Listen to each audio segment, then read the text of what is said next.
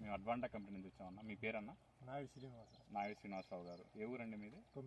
కొమ్మినేని వారిపాలెం మండలం, బల్లికొర మండలం, జిల్లా అండి బాపట్ల జిల్లా. ఈ బెండ తోట ఏ విత్తనం వేశారండి మీరు? అడ్వాంటా వాళ్ళది 842. ఇప్పటికి ఎన్ని కోతలు అవుతుంది ఇది? 20 కోతలు అయింది. ఎంత చేను వేశారండి? ఎకరన్నర చేను వేశారు. ఎన్ని విత్తనాలు పెట్టారు? 7.5 కేజీలు. ఇప్పుడు మీ కోతకు దిగుబడి ఎట్లా వస్తుందండి? 7 కోతల నుంచి 7 క్వింటాలు 8 కోతల నుంచి మీకు 8 క్వింటాల కాడికి దిగుబడి వస్తుంది. హైయెస్ట్ ఎంత దిగిందండి? 8.5 క్వింటా. ఎకరన్నర చేనుకి 8.5 క్వింటా దిగింది. మీకు మార్కెట్ ఎట్లా పోతుంది కాయ?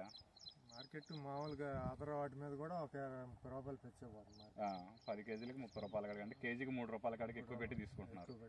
మీకు కాయ తెగటం కానీ ఇప్పుడు కూలోళ్ళు ఎట్లా చెప్తున్నారు? కూలోళ్ళు మడిసి తక్కువే పడుతున్నారు. కూలోళ్ళు కూడా తక్కువ పెడతాం. కాయ తెంపుకోవడానికి బాగానే ఉంది. మార్కెట్ రూపాయలు ఇట్లా ఎక్కువ పెట్టి తీసుకుంటున్నారు మిగతా వాటి రకాల కంటే. మందుల పరంగా కానీ మీకు ఇప్పుడు బలం వేసే పరంగా కానీ ఇప్పుడు వేరే వాటితో మనం పోలి చూసినప్పుడు ఎట్లా ఉంది? ఇది వేరే వాటితో పోలిస్తే వేరే 5-6 కోతలకి బలం వేయాల్సి వచ్చేది. ఎందుకంటే కాయ తాగదు, బలం వేసి వచ్చేది. ఇది 10 కోతలకి బలం వేసినా వేయకపోయినా కూడా కాయ ఫ్రీగా దిగుతుంది బాగా.